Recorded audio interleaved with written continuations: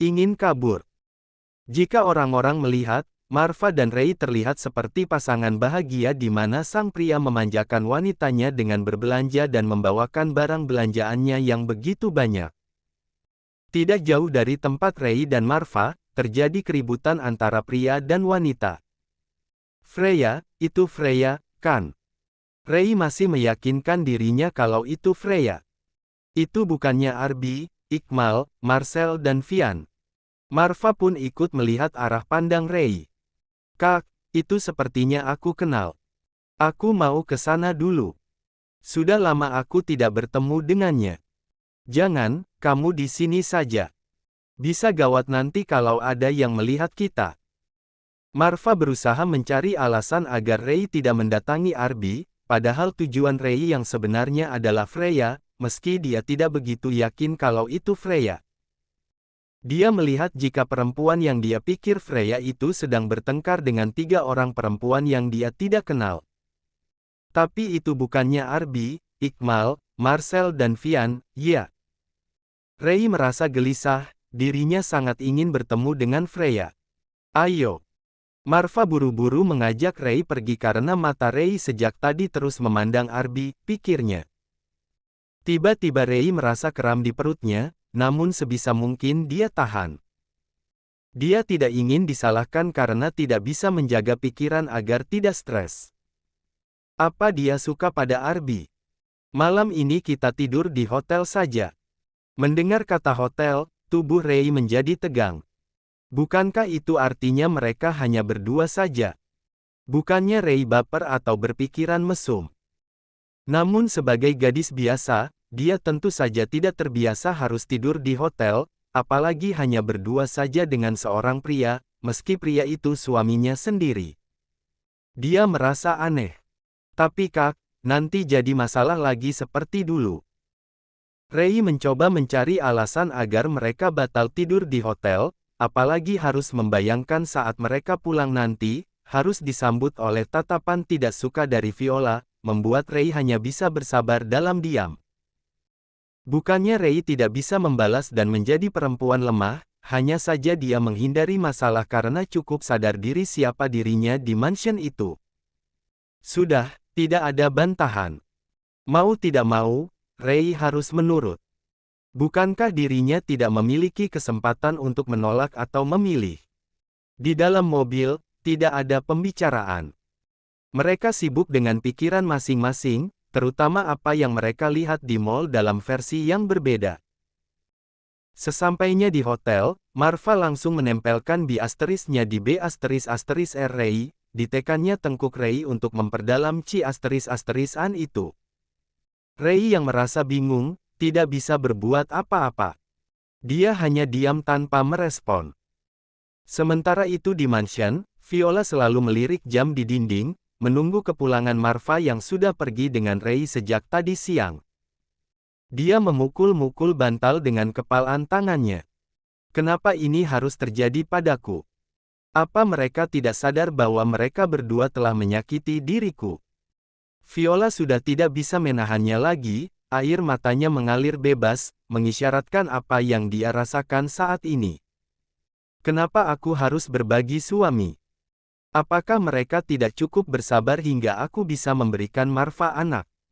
Apa kesabaran dan perjuanganku selama 3 tahun ini tidak pernah mereka anggap?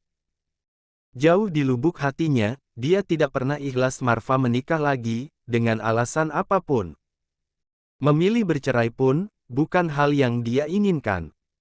Aku harap perempuan itu benar-benar pergi setelah melahirkan, agar dia tidak mengganggu rumah tanggaku dengan Marva lagi. Aku ingin waktu cepat berlalu agar dia pergi secepatnya dan menyerahkan anak-anak itu untuk Marva dan aku. Tidak terasa kini usia kehamilan Ray telah 7 bulan. Sekarang Marva memiliki hobi baru, yaitu mengelus dan menempelkan telinganya di perut buncit Ray. Dia tidak pernah mengira kalau menjadi calon ayah akan semenyenangkan ini. Merasakan tendangan-tendangan di perut Ray terasa sangat menyenangkan baginya. Begitu juga dengan Franz, Charles dan Delia yang sudah tidak sabar menunggu kelahiran bayi kembar tersebut.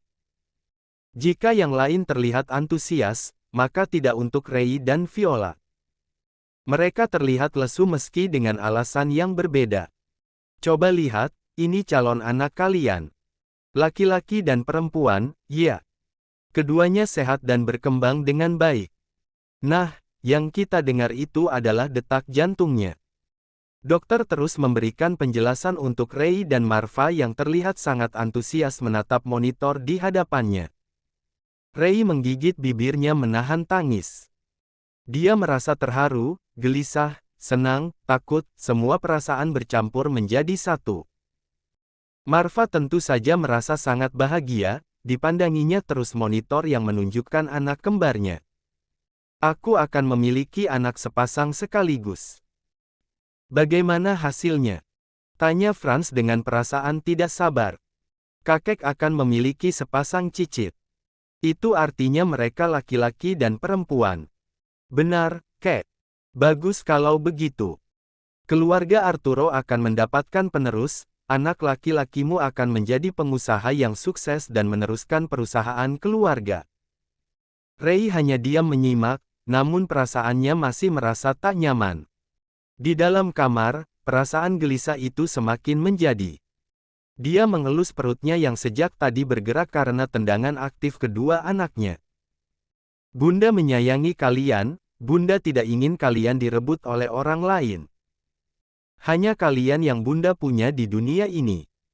Rasanya Ray ingin kabur, melarikan diri sejauh mungkin dari keluarga Arturo, tapi dia bisa kabur kemana?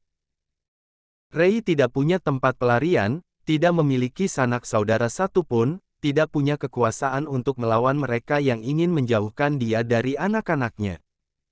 Tiba-tiba saja perut Ray terasa kram. "Au, kamu kenapa?" Tanya Marva saat memasuki kamar dan melihat Ray yang meringis sambil memegangi perutnya. "Perutku kram, Kak. Kamu tiduran dulu." Marva merebahkan Ray di kasur, lalu mengusap dengan perlahan perut istrinya itu. "Anak ayah yang baik ya, di dalam sana. Sebentar lagi kita akan bertemu.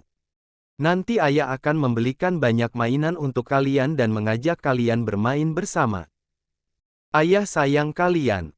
Kap." Marva main **M perut itu berkali-kali. Saat dia menyentuh perut itu dengan bibirnya, tendangan yang cukup kencang dirasakan olehnya. "Wah, kalian juga tidak sabar ya, bertemu dengan ayah." "Yang sabar, ya."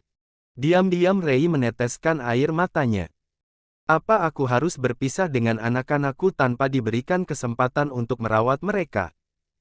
Aku tidak ingin berpisah dari mereka. Walau bagaimanapun, aku yang mengandung dan melahirkan mereka. Bolehkan aku mengingkari kesepakatan itu? Aku tidak ingin harta mereka, tidak ingin suaminya, yang aku inginkan hanya anak-anakku tetap bersamaku. Hanya mereka hartaku yang paling berharga setelah kepergian nenek. Hanya mereka yang membuatku tetap bersemangat menjalani hidup." Di kamar Viola. "Sabar Viola, tinggal 2 bulan lagi semuanya akan segera berakhir.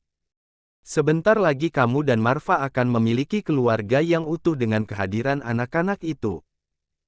Kamu akan menjadi seorang ibu, meski bukan kamu yang mengandung dan melahirkan mereka. Mereka akan menyayangimu layaknya ibu kandung yang melahirkan mereka, jadi mereka tidak boleh tahu siapa ibu kandung mereka yang sebenarnya, sesuai janji kakek Franz. Aku ingin kabur membawa anak-anakku. Aku tidak rela jika mereka merebut anak-anakku. Hanya anak kembarku yang aku miliki." Ray terus bergumam dalam hati, tangannya menyentuh perutnya yang sejak tadi terus bergerak karena tendangan aktif dari si kembar. Marva melihat kegelisahan Ray. "Apa yang kamu pikirkan?" "Aku hanya memikirkan saat melahirkan nanti, dan teringat akan orang tuaku." Ray mencoba menutupi kegelisahannya. Dia tidak ingin ada yang tahu niatnya yang ingin kabur. Dia dilanda dilema. Satu sisi dia sangat ingin melarikan diri membawa kedua anaknya, satu sisi lagi dia juga merasa cemas akan banyak hal. Mana ada orang tua yang ingin berpisah dengan anaknya, terutama seorang ibu. Saat masih di dalam kandungan, seorang ibu harus menjaga diri, baik hati dan fisiknya agar tidak berpengaruh ke janinnya. Rela mengalami berbagai jenis ngidam dan hal baru yang sebelumnya tidak pernah dirasakan. Tinggal 2 bulan lagi waktu yang tersisa sebelum dia melahirkan. Ya Allah, berikan keajaiban. Biarkan aku tetap bersama mereka selamanya. Tidak masalah jika aku harus tinggal di rumah ini sebagai pembantu atau babysitter mereka. Hanya sebagai pembantu atau babysitter yang ada dalam pikiran Ray. Memangnya apa lagi? Tetap menjadi istri kedua Marva. Jelas tidak mungkin, karena banyak yang akan menentangnya. Jangan rebut anak-anakku. Ray mulai terisak. Dipeluknya baju-baju bayi yang dibeli oleh Marva. Mainan-mainan dan perlengkapan bayi lainnya. Dia teringat Marva yang sangat antusias dengan anak-anaknya. Membawakan banyak makanan setiap kali pulang kerja. Mengusap perutnya dan membisikkan kata sayang di perut itu. Marva memang tidak pernah mengatakan sayang, apalagi cinta kepadanya, namun hanya dengan menyayangi bayi kembarnya saja sudah membuat Ray senang. Hanya sesederhana itu untuk membuatnya bahagia, karena lagi-lagi dia cukup sadar diri apa kedudukannya. "Au," ringis Ray. Marva membuka pintu, dan lagi-lagi melihat Ray yang terlihat kesakitan. "Kamu kenapa?" "Kak, boleh aku meminta sesuatu pada Kak Marva?" Marva melihat wajah Ray yang terlihat sangat memohon. "Apa, kamu mau makan sesuatu?" "Bukan makanan, Kak." "Terus apa?" "Boleh aku yang memberikan nama untuk anak-anakku?" Entah kenapa Marva tidak suka mendengarnya. "Anak-anakku." Dia bilang anak-anaknya. Tidak sadarkah Marva, bahwa dia juga selalu mengatakan hal yang sama, anak-anaknya, seolah Ray bukanlah ibunya. "Tolong, Kak, anggap saja ini permintaan terakhirku. Ya, kamu boleh memberikan nama pada mereka." Entah kenapa Marva merasa tidak nyaman, seolah kebersamaan mereka tidak akan lama lagi. "Terima kasih, aku akan memberikan nama mereka."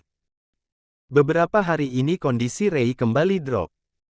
Marva selalu berusaha membuat suasana hati Ray senang, tapi bagaimana bisa dia benar-benar membuat Ray bahagia, tahu isi hati Ray saja, tidak. Beberapa hari ini juga Ray harus bed rest. "Aku akan membawa anak-anakku." Perlahan Ray melangkah keluar kamar. Dia melirik kiri kanan, takut ada yang melihatnya. Rasanya Ray sangat tegang, dan itu membuat perutnya semakin kram. Jadi, apa rencana ayah dengan Ray, setelah dia melahirkan? Bukankah janji harus ditepati? Ayah akan memisahkan Ray dengan cicit-cicit ayah. Menurutmu, selama ini ayah selalu menepati perkataan ayah. Itu, kamu sudah tahu. Ray mengusap air matanya saat mendengar pembicaraan Franz dengan Charles.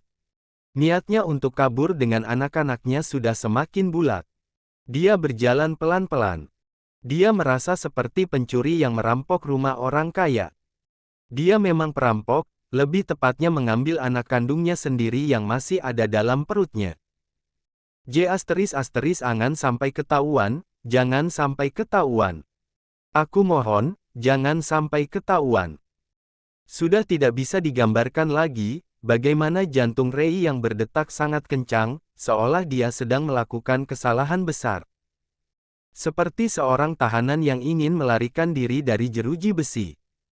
"Aku tidak perlu membawa apapun yang mereka berikan, aku hanya ingin anak-anakku tetap bersamaku, tapi, bagaimana dengan ijazahku? Foto nenek dan kedua orang tuaku. Sepeda dan tas dari Freya. Ah, sudahlah, anak-anakku lebih penting dari semua itu. Mereka pasti akan mengerti. Maafkan aku, Bapak, Ibu, Nenek, San Freya." Ray meremas ujung bajunya, rasanya semakin tegang saat anak-anaknya menendang perutnya. Apa mereka juga ikut merasakan ketegangan yang Ray rasakan? Apa mereka mendukung tindakan yang Ray pilih saat ini? Mereka tidak akan marah, kan? Itulah yang ada dalam pikiran Ray saat ini. Ini saat yang tepat untuk kabur. Marva sedang tidak ada. Delia sepertinya di kamar, Viola juga di kamar, sedangkan Franz dan Charles ada di halaman belakang. Ray. Dek. Jantung Ray kembali seperti dipompa. Saking tegangnya dia tidak melihat ada Marva yang tidak jauh dari tempatnya saat ini. Kamu mau apa? Dek. Aku cuma mau duduk di halaman depan, Kak. Semoga dia tidak curiga. Oh, ayo aku temani. Dek. Tubuh Ray gemetaran disertai keringat dingin. Marva bisa melihat wajah Ray yang tegang, dan tangannya yang dingin saat dia genggam. Kamu enggak apa-apa. Aku, sakit, Kak. Respon dari dirinya yang terlalu tegang, takut dan pikiran yang kacau membuat Ray kesakitan. Marva langsung syok saat melihat darah yang mengalir cukup banyak. Mama. Suara teriakan Marva terdengar memenuhi mansion. Delia, Viola, Franz, Charles, bahkan para asisten rumah tangga berlari menghampiri Marva. Astagfirullah, Ray pendarahan, cepat bawa ke rumah sakit sekarang. Teriak Delia. Seluruh penghuni mansion dibuat panik. Charles langsung menyalakan mobil yang disusul oleh Marva yang menggendong Ray. Marva satu mobil dengan Charles, sedangkan Franz, Delia dan Viola menggunakan mobil yang lain dengan sopir. Lebih cepat, Pah. Ini juga sudah ngebut, Marva. Marva melihat wajah pucat Ray yang bersimbah keringat. Bibir gadis itu bahkan seperti mayat. Terdengar ringisan Ray yang menahan sakit. Marva juga dapat merasakan bajunya yang basah oleh darah segar. Tidak hanya itu, bau anyir memenuhi mobil itu. Dengan takut, Marva mengelus perut Ray, tidak dia rasakan adanya gerakan. Sungguh, Marva sangat takut saat ini. Bertahanlah. Kak, jangan lupa pesan aku, lirih Ray pada Marva. Marva kembali teringat akan permintaan Ray yang ingin memberi nama untuk anaknya. Ray teringat akan neneknya, orang tua yang tidak pernah dia lihat, namun sangat dia rindukan, lalu yang terakhir, Freya. Dia belum sempat membalas kebaikan Freya, dan satu lagi, Dr. Agam. Dokter muda dan tampan yang sering memberinya makan dan minum dan menemaninya di rumah sakit. Perlahan air mata Ray menetes. Apa dia tidak akan melihat Freya dan Dokter Agam lagi, juga anak kembarnya? Perlahan, mata Ray mulai terpejam. Ray, hei, jangan tidur. Namun Ray tidak lagi mendengarnya. Ray, bangun. Hampir 1 jam mereka baru tiba di rumah sakit, waktu yang terbuang untuk menyelamatkan nyawa yang sedang bertaruh, karena padatnya jalanan. Tidak lama kemudian Franz dan yang lain tiba. Ray dibawa ke ruang UGD terlebih dahulu. Cukup lama mereka menunggu, tapi dokter belum juga keluar. Sekitar 10 menit kemudian, dokter itu baru keluar dengan wajah yang menandakan hal tidak baik. Bagaimana? Tanya Marva. Dokter menghela nafas berat. Begini, dia harus segera dioperasi, melihat pendarahan itu sangat berat. Lalu, karena kondisi kehamilannya yang baru 7 bulan, jadi sudah dipastikan akan prematur. Pendarahan itu juga sangat berbahaya untuk ibu dan bayi kembarnya. Ada kemungkinan kami tidak bisa menyelamatkan semuanya. Jika harus memilih, siapa yang akan diselamatkan? Dek, haruskah seperti ini? Kenapa harus bertanya? Tentu saja selamatkan. Si kembar. Mamanya. Franz dan Marva memberikan jawaban bersamaan namun berbeda. Mereka saling pandang. Selamatkan Ray, Dok, jawab Marva mantap. Tidak, selamat bayi-bayi itu. Ray, bayi-bayi itu. Marva, kamu tidak lupakan, apa tujuan pernikahan kalian? Untuk mendapatkan keturunan. Kalau kamu mengorbankan anak-anak kamu untuk perempuan itu, semuanya akan sia-sia, paham kamu? Tapi Ray. Tidak ada tapi-tapian, selamatkan cicit-cicitku. Tidak, selamatkan Ray. Aku suaminya, aku yang paling berhak menentukan. Dek. Viola merasa nyeri saat Marva mengatakan dia suaminya. Padahal apanya yang salah? Toh semua itu benar, kan? Entahlah, di saat seperti ini dia malah merasa cemburu. Apa sekarang kamu memakai hati? Ingat, kalau bukan karena kakek, kalian tidak akan pernah menikah. Selamatkan cicit-cicitku. Ini bukan masalah hati, kek. Kalau memang belum saatnya aku memiliki anak, ya sudah. Kami masih bisa berusaha lagi, kan? Hentikan perdebatan kalian. Waktuku sangat berharga untuk menyelamatkan banyak nyawa dibanding mendengar masalah keluarga kalian. Hardik dokter yang masih anggota keluarga itu. Marva, kamu tanda tangani surat persetujuan sekarang. Marva segera menandatangani surat itu dengan tangan bergetar. Sungguh, dia sebenarnya tidak ingin memilih, bukan karena dia mencintai Rei, tapi siapa yang sanggup memilih mengorbankan suatu nyawa untuk menyelamatkan nyawa lainnya. Di satu sisi jadi penyelamat, di sisi lain jadi pembunuh. Maafkan aku jika aku memilih ini.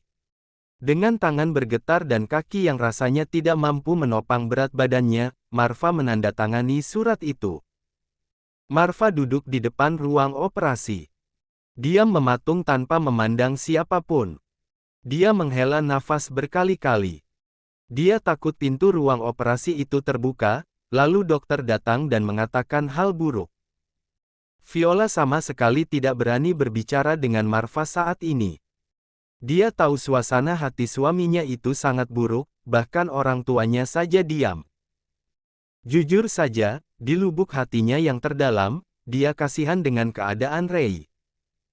Dia memang ingin Rei pergi dari kehidupannya dan Marva, tapi juga iba dengan nasib madu remajanya itu. Bagaimana kalau dia yang berada di posisi Rei? Sanggupkah dia menghadapi ini semua seorang diri? Viola menghela nafas berkali-kali. Apakah sekarang dia harus ikut menyalahkan Franz yang egois? Atau menyalahkan dirinya yang belum memberikan keturunan? Atau justru menyalahkan Marva? Di dalam ruang operasi, dokter sedang berjuang untuk menyelamatkan ketiganya sebisa mungkin. Dia merasa iba melihat perempuan muda yang ada di hadapannya ini. Dia jadi teringat dengan Freya, yang bahkan umurnya masih lebih muda lagi dari calon ibu ini, yang juga sama-sama menderita di usia muda. Berjuang dan bertahanlah, demi anak-anak kamu. Waktu berlalu dengan menegangkan, bukan hanya untuk yang di luar ruang operasi, tapi juga yang berada di dalam. Saat ini 3 nyawa sedang dipertaruhkan, antara hidup dan mati. Marva benar-benar tidak bisa tenang. Dia terus berharap akan keselamatan semuanya. Tolong selamatkan mereka semua, doanya dalam hati. Marva kembali teringat dengan masa-masa kehamilan Rei. Dia tidak tahu apa sudah menjadi calon ayah yang baik. Seharusnya dia lebih peka dengan suasana hati perempuan hamil itu. Dia tahu sebenarnya Rei merasa tertekan tinggal di mansion itu, yang merasa tidak nyaman dengan pandangan Viola yang selalu cemburu dengan Rei. Pada Franz yang terlalu menekannya untuk menjaga cicit-cicitnya yang ada di dalam perut. Pada Charles yang selalu acuh pada Rei, namun tidak dengan calon cucunya, juga pada Delia yang menjadi ibu mertua yang bagi Rei menakutkan. Tidak ada yang menyenangkan di mansion itu, namun Rei tetap diam tanpa mengeluh. Marva, hanya diam seolah tidak pernah tahu. Marva menyeka sudut matanya yang basah. Tidak lama kemudian terdengar suara tangisan bayi, namun pelan. Franz tersenyum bahagia. Sedangkan Marva, hatinya bergejolak dengan perasaan yang campur aduk. Antara bahagia, lega, tapi juga takut, bagaimana dengan Rei? Marva belum pernah merasa jantungnya seberdebar ini. Saat mengikuti ujian nasional, sidang skripsi, pertama kali bertemu dengan rekan bisnis, rasanya tidak semenakutkan ini. Bagaimana bayi-bayi itu? Keduanya selamat, kan? Tanya Franz langsung. Kedua bayi itu selamat, meski kondisinya sangat lemah dan perlu penanganan lebih lanjut. Mereka laki-laki dan perempuan. Untuk kondisi ibunya. Dek. Jantung Marva semakin berdetak kencang, takut mendengar kabar yang akan disampaikan oleh dokter. Ibunya juga selamat, namun kondisinya kritis, dan sekarang dalam keadaan koma. Entah Marva harus merasa lega atau sedih. Dia lega karena Rei selamat, namun juga sedih karena Rei harus mengalami koma. Kami akan segera memindahkan Rei ke ruang ICU. Tidak lama kemudian perawat membawa bayi-bayi itu ke ruang khusus untuk bayi prematur. Marva mengikuti perawat tersebut untuk melihat anak-anaknya. Setelah sampai di ruangan bayi, Marva kini dapat melihat jelas wajah anak-anaknya. Marva benar-benar merasa takjub melihat wajah anak-anaknya. Bagaimana tidak, wajah anak laki-lakinya sangat mirip Rei, sedangkan wajah anak perempuannya sangat mirip dia, padahal mereka kembar. Yang lahir duluan siapa? Tanya Marva. Yang laki-laki, Tuan. Boleh aku menggendong mereka sebentar? Tentu saja. Perawat lalu mengarahkan Marva untuk menggendong anak-anaknya. Dia kemudian mengazani anaknya satu persatu. Marva memandang lekat-lekat wajah anak-anaknya, lalu keluar. Bagaimana cicit-cicitku? Tanya Franz langsung saat melihat Marva datang. Mereka tampan dan cantik. Seulas senyum terpampang di bibir Marva. Yang lain juga tidak sabar melihat penerus keluarga Arturo itu. Setelah Rei dipindahkan ke ruang ICU, Marva langsung melihat keadaannya.